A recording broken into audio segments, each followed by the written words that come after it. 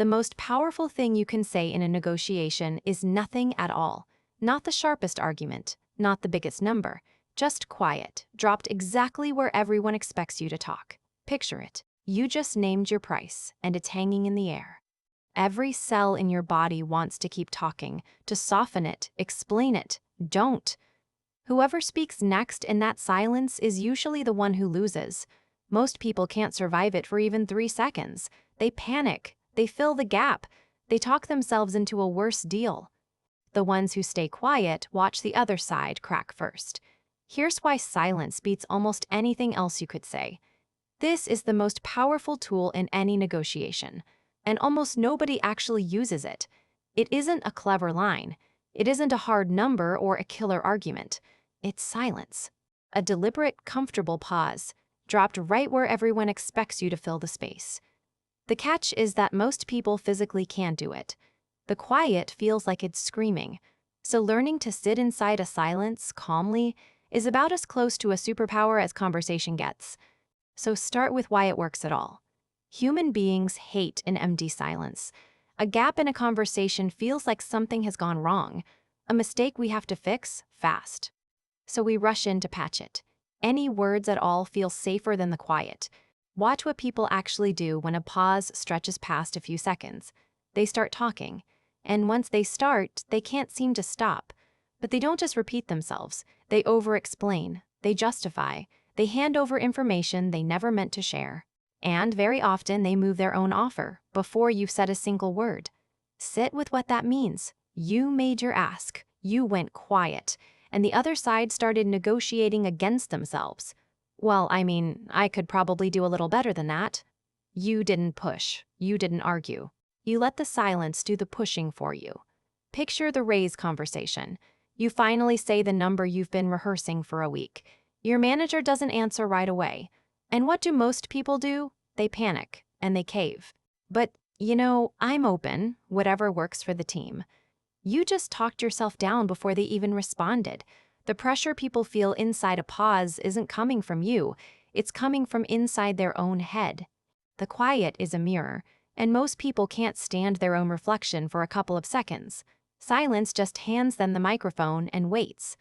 For a long time, this was just folk wisdom, the kind of thing salespeople trade over lunch. Then some researchers actually measured it.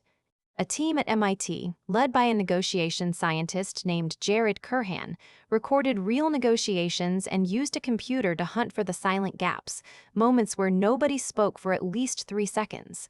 Then they looked closely at what happened right after each one. And here's what they found. Those silences weren't dead air. They tended to land right before a breakthrough. A pause of a few seconds was more likely to be followed by a real step forward than almost any other moment in the whole conversation. There even seemed to be a sweet spot, somewhere between about 3 and 9 seconds. But this is the part that surprised them. The silence wasn't working as a power play. It wasn't one person staring the other one down. It was giving both people a moment to actually think, not to win, just to think clearly for a second before answering. See, for most of a negotiation, people are trapped in fixed pie thinking. The gut belief that there's one pie and every slice you take is a slice I lose. It feels tense, and it's usually just wrong. A few seconds of quiet pulled people out of that trap. It let them stop reacting and start reflecting. And reflecting is where the better deals live.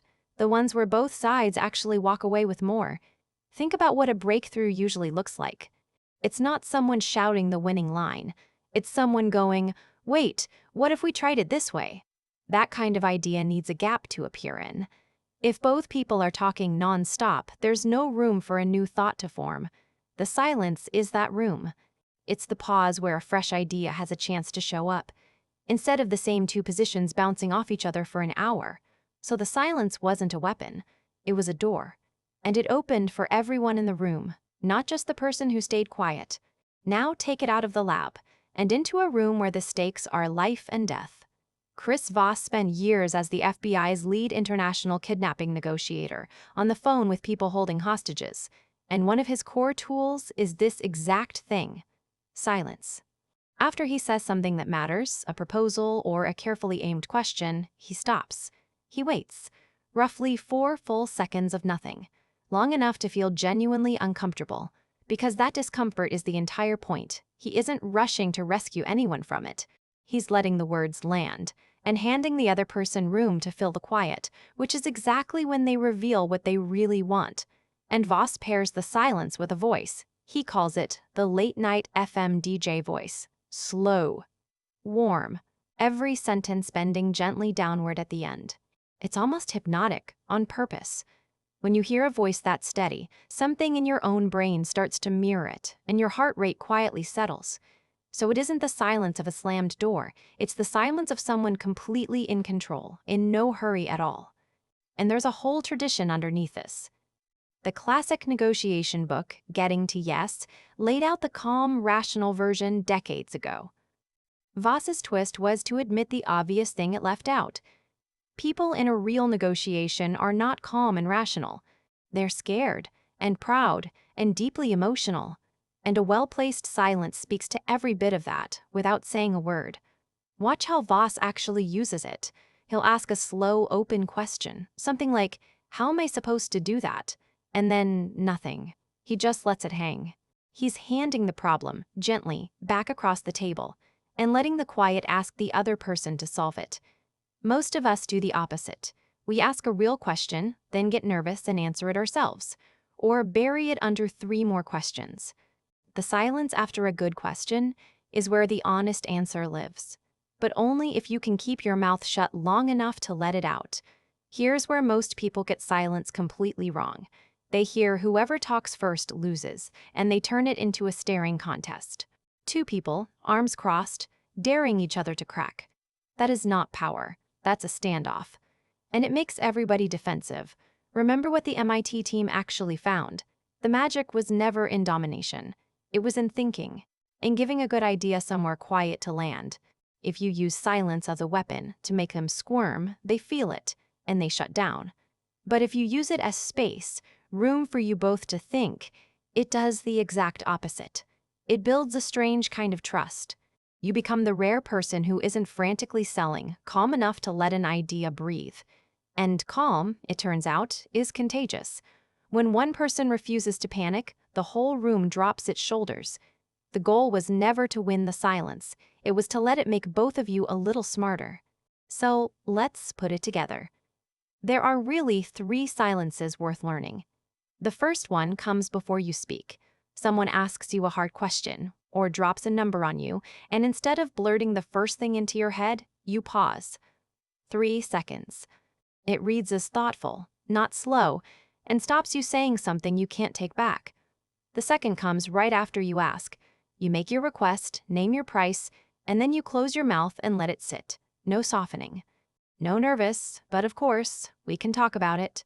Just the ask and the quiet. The third one comes after they offer. They put something on the table, and instead of leaping at it, you let a few seconds pass. And 9 times out of 10, they'll start sweetening the offer, just to break the silence.